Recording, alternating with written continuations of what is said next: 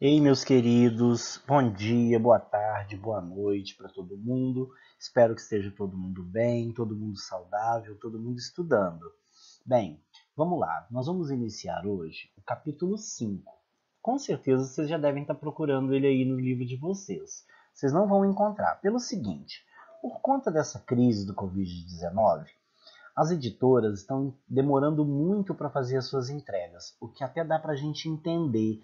Porque vamos pensar o seguinte: primeiro que precisa de dentro da gráfica da editora de um monte de funcionário e está tudo fechado. Então, com base nisso, atrasou um pouquinho a nossa entrega. Mas para vocês não ficarem prejudicados, o que eu fiz? Eu já montei, eu tenho o nosso planejamento, eu montei essa aula de estudos orientados. Com base nela, vocês conseguem realizar as atividades que eu vou deixar aqui no finalzinho do vídeo. Tudo bem?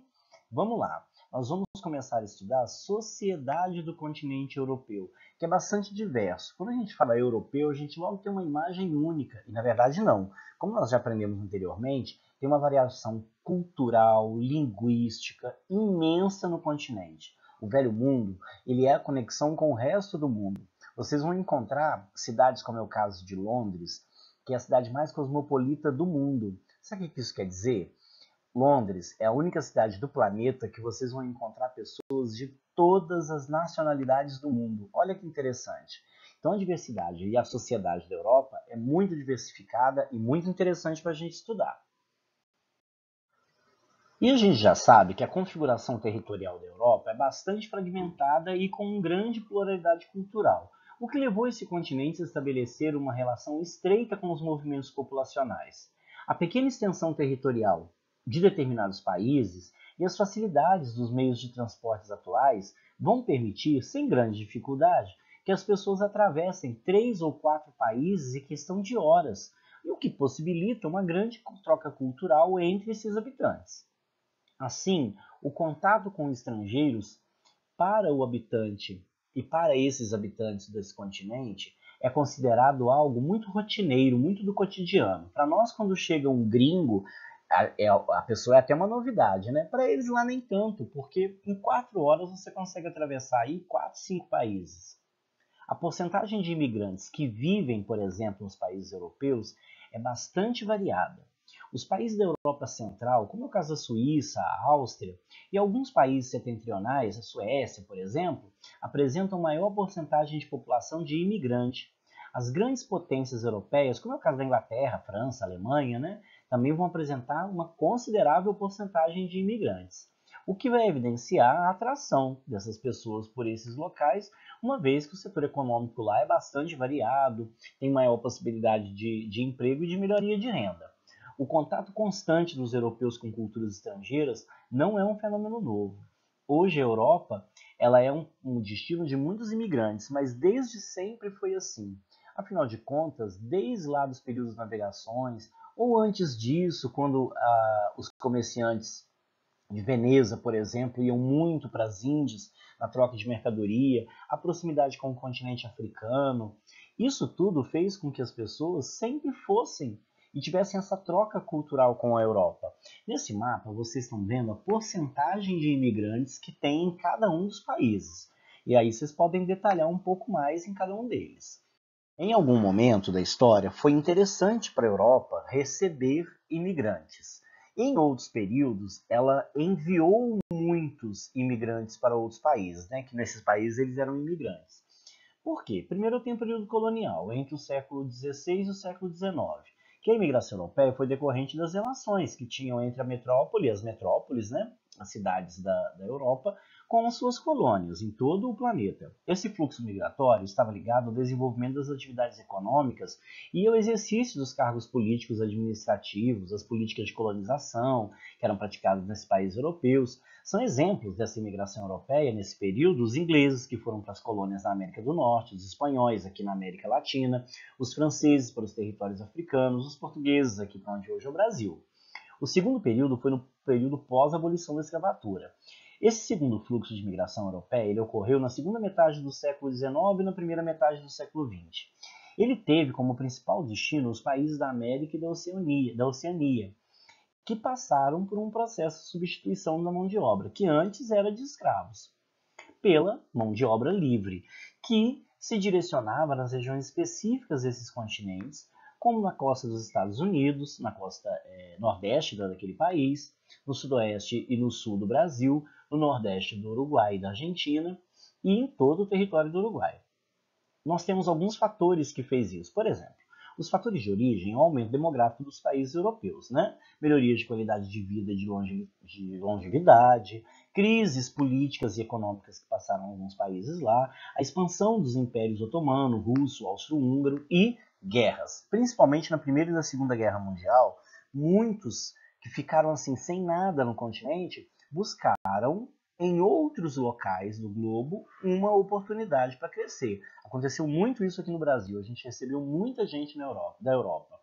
E nós temos os fatores de destino. A abolição da mão de obra escravizada, como a gente citou no período de pós-abolição, o período da europeização da população, a expansão das atividades agrícolas e industriais em várias partes do mundo e grandes vazios territoriais e demográficos nas áreas de interior de alguns países, como foi o caso dos Estados Unidos e o caso aqui do Brasil. E principalmente no pós-Segunda Guerra Mundial, houve uma reorganização do espaço geográfico. Para vocês terem uma ideia, observem esse mapa que é na Europa em 1914, antes da Primeira Guerra. Onde nós estamos vendo aí Império Alemão, estão percebendo? Império Austro-Húngaro, Romênia, Bulgária, Albânia, todos, Império Otomano, Império Russo, todos esses países, eles se reorganizaram. No caso do Império Alemão, por exemplo, ele se fragmentou.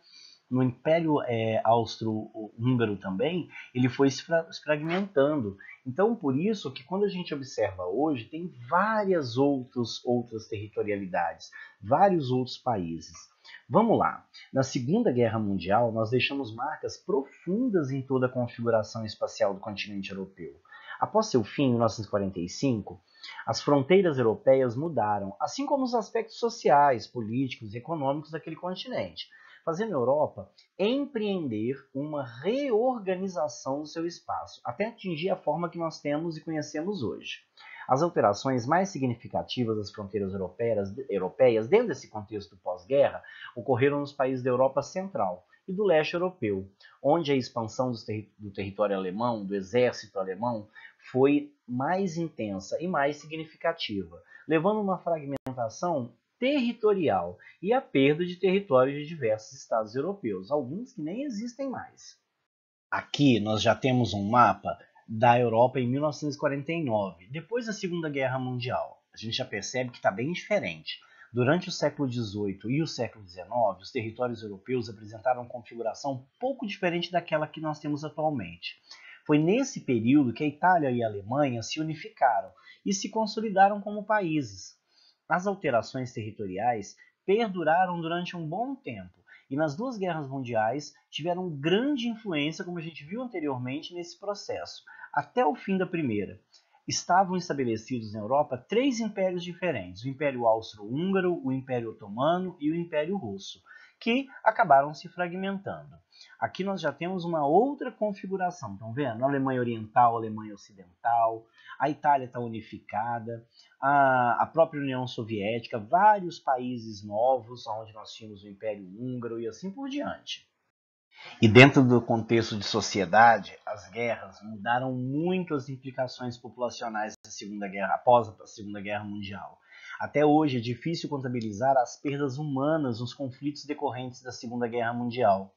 Dados históricos estimam que o total de mortos durante esse período de Segunda Guerra foi de 47 milhões de pessoas, envolvidas direta ou indiretamente nos conflitos armados, o que vai equivaler, por exemplo, a 7% da população mundial naquele período. Evidentemente, as maiores baixas que nós tivemos na Segunda Guerra Mundial foram observadas nos países europeus envolvidos diretamente com esses conflitos. Os países que apresentaram maiores baixas militares e civis durante a Segunda foram a União Soviética, a Alemanha e a Polônia. Essas baixas da população tiveram reflexo na estrutura etária dos países europeus envolvidos na Segunda Guerra Mundial. A pirâmide etária, como vocês podem observar, mostra como é desproporcional a população entre homens e mulheres, pois a participação dos homens era maior do que a das mulheres na guerra. Além disso, as grandes guerras criaram uma lacuna nas populações masculina e feminina, com idade entre 20 e 40 anos, que foi a maioria das pessoas que morreram. E é claro que essa mudança de população, depois que as guerras acabaram, influenciou de uma forma direta na economia. Nós vamos ter essas implicações econômicas. Além de perdas populacionais, e a ocorrência da guerra trouxe também grandes reflexos econômicos para os países envolvidos na Europa. Embora a Segunda Guerra tenha gerado uma movimentação econômica da indústria militar na produção de armas, equipamentos utilizados nos conflitos, teve um impacto nas economias em alguns países bastante significativos. No entanto, investimentos externos do projeto de reconstrução do território europeu permitiram rápida recuperação econômica desses países, que na década de 70 mostraram significativa diversidade de recuperação. Como a gente pode perceber, país por país, listado, pelo menos os mais importantes que teve esse crescimento, do PIB, do Produto Interno Bruto, entre 1950 e 1995. Nós temos consequências econômicas da Segunda Guerra, como eu coloquei nesse gráfico para vocês, que a gente pode dividir em três, como capital físico, capital humano e a redução de estoque. No capital humano, nós vamos ter as perdas populacionais significativas dessa perda de mão de obra disponível para o povo trabalhar. E o mercado de trabalho consumidor também apresentou uma diminuição, uma vez que morreu bastante gente. No capital físico, a destruição de construções e infraestrutura pelos bombardeios que existiram naquele período teve uma inserção do capital externo no continente europeu para sua reconstrução. O que aconteceu? Muitos países, como foi o caso dos Estados Unidos, começaram a investir, levar suas indústrias para lá como um acordo para poder reestruturar o país. E nós temos a redução de estoque em decorrência do estado de guerra, em que grande parte da produção industrial era direcionada única e exclusivamente para fins militares. Houve aceleração das bases produtivas de algumas indústrias, que tornaram-se bélicas, ou militar, voltadas para o abastecimento de soldados, no que se refere à alimentação, transporte, ao vestuário e assim por diante. Houve, então, dentro desse período, de reconstrução do continente europeu. A rápida reconstrução e recuperação econômica do continente após o fim da Segunda Guerra Mundial, principalmente nos países da Europa Central e Ocidental, só foi possível graças ao investimento de capital externo, que veio de fora do continente, de outros países do mundo, como é o caso dos Estados Unidos, que tiveram um papel crucial nessa recuperação, e para o estabelecimento do que foi chamado no período de Plano Marshall, também conhecido como Plano de Recuperação do Continente Europeu, o que possibilitou a inserção de grandes valores no mercado europeu, permitindo, assim, sua dinamização econômica e a recuperação dessa economia. Apesar de que esses investimentos para a reconstrução europeia no Plano Marshall não terem sido de uma distinção entre países beneficiados, a rivalidade estabelecida entre Estados Unidos e a União Soviética, com o fim da Segunda Guerra Mundial, levou a uma recusa do bloco soviético em aceitar esses valores, demandando que esse bloco também desenvolvesse políticas de apoio financeiro nesse período. Mas a Europa, que era, como a gente vai estudar um pouquinho mais à frente, capitalista, ela era bem mais desenvolvida do que a Europa que era socialista, que era apoiada pelos países da URSS, da União das Repúblicas Socialistas Soviéticas. Aqui vocês têm alguns países que tiveram investimento recebido do Plano Marshall, em dólares, tá, gente? Em milhões de dólares. A gente percebe que o Reino Unido foi o que mais recebeu dinheiro. Após tudo isso, surge, então, um grande projeto dentro da Europa, que era o projeto de bem-estar social.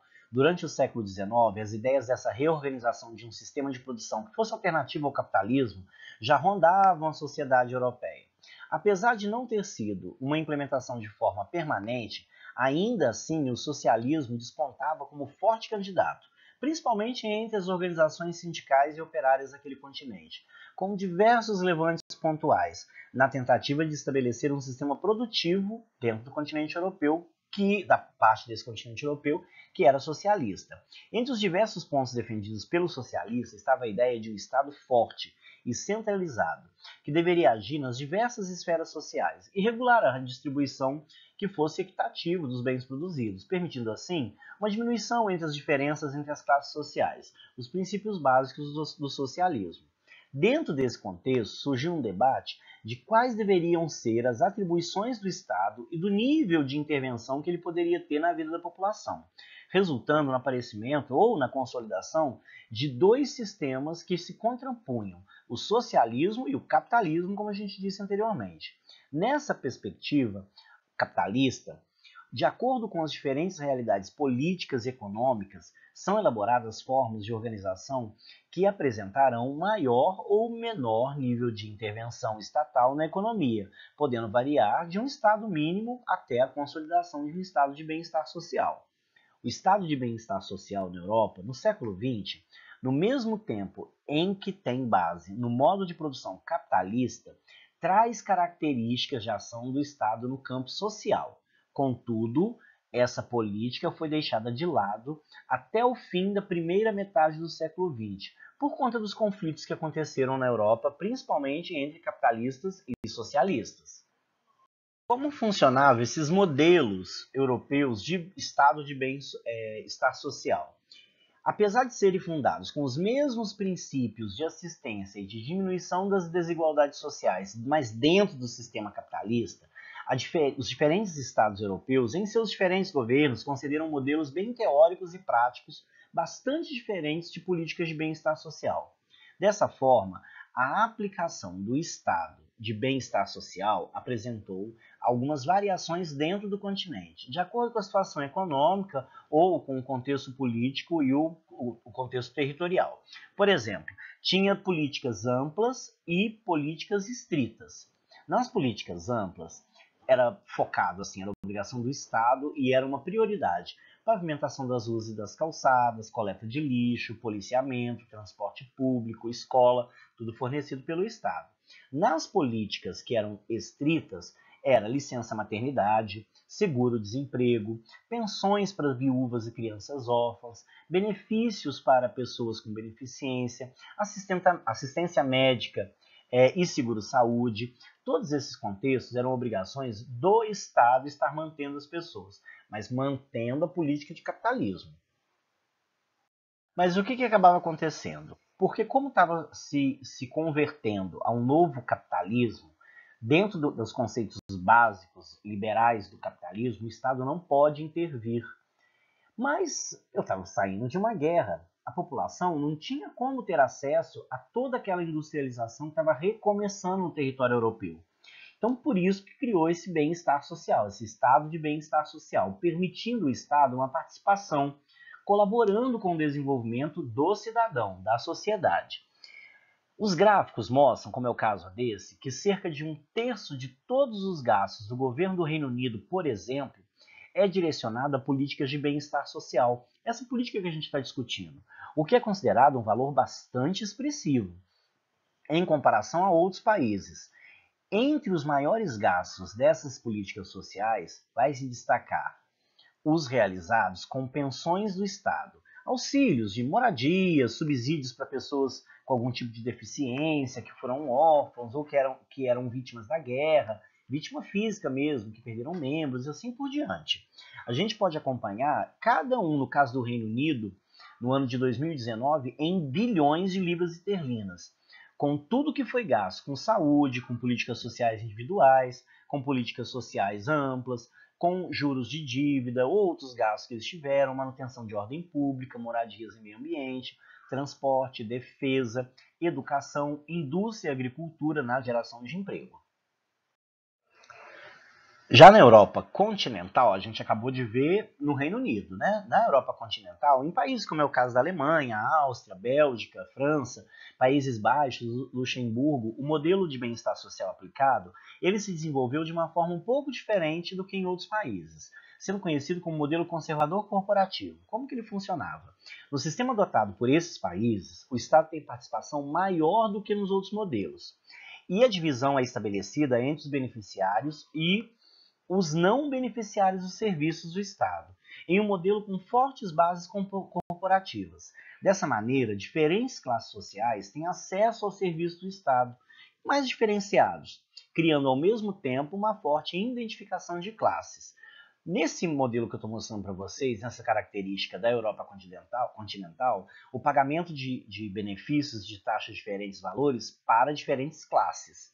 Por exemplo, dependendo da classe que você pertencia, você ia ganhar mais ou menos.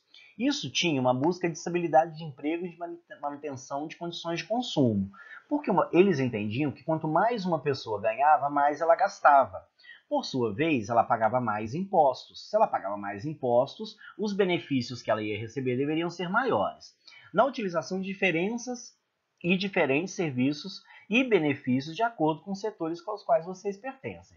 Por exemplo, um sindical, né? Ele era de algum sindicato de metalúrgicos. Ele vai ter um plano assistencial voltado para ele, porque ele tem um risco maior de acidentes de trabalho do que um advogado que trabalha em um escritório, por exemplo. Então eles faziam destinado para determinada classe.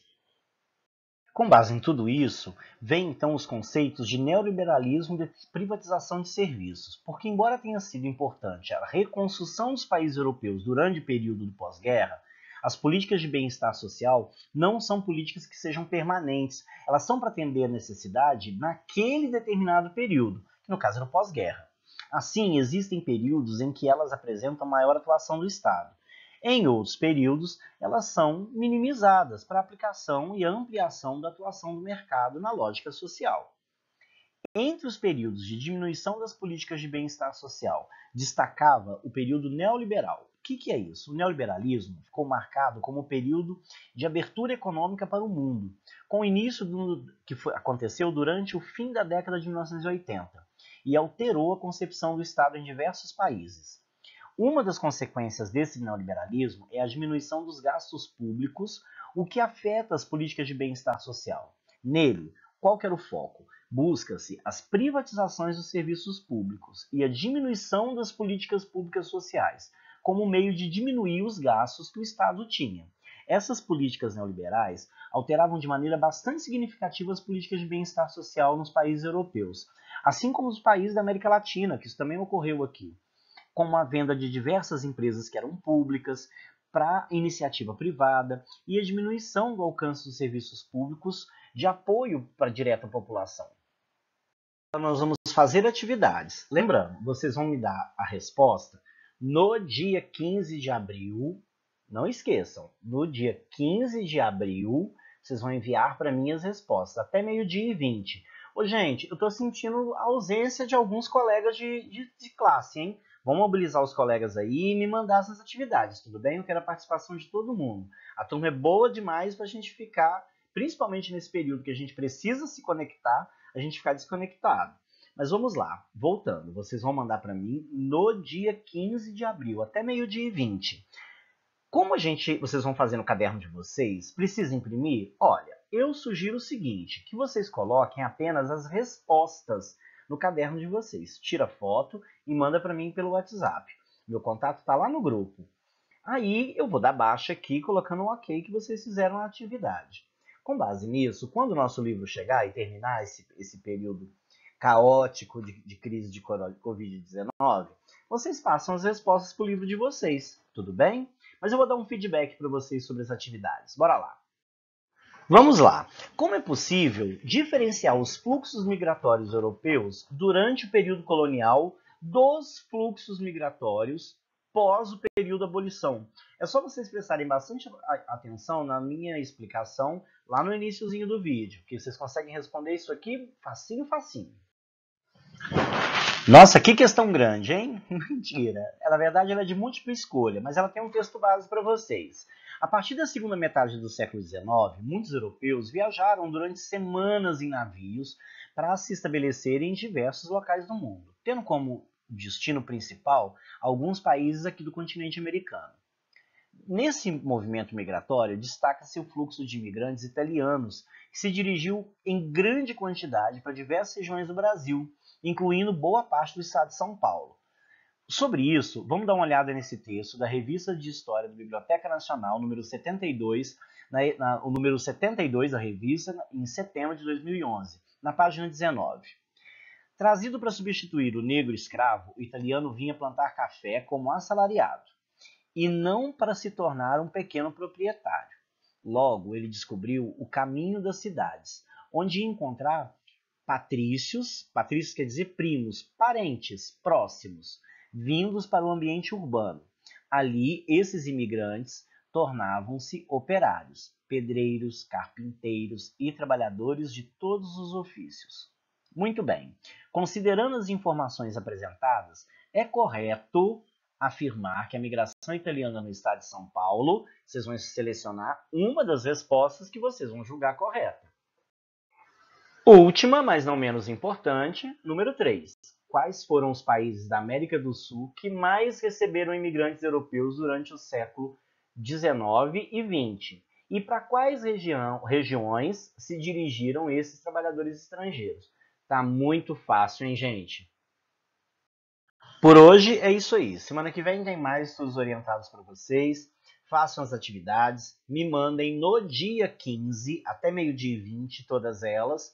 E fiquem bem, se cuidem. Vamos ler um livro legal, vamos assistir aquela série que vai me ensinar alguma coisa. Tem um monte de série em todas essas plataformas e sites que vocês seguem. Tem várias séries que podem sempre ensinar alguma coisa interessante. Qualquer coisa, manda uma mensagem para mim que tem algumas que eu já dou umas dicas para vocês. Tem muito filme bacana. Dá uma olhada no seu dia a dia, coloca seu horário de estudo em dia. E vamos participar um pouquinho da aula. Tudo bem, gente? Um monte de beijo para vocês. Fiquem bem e até semana que vem. E não esqueçam, eu amo mais que Milton Santos.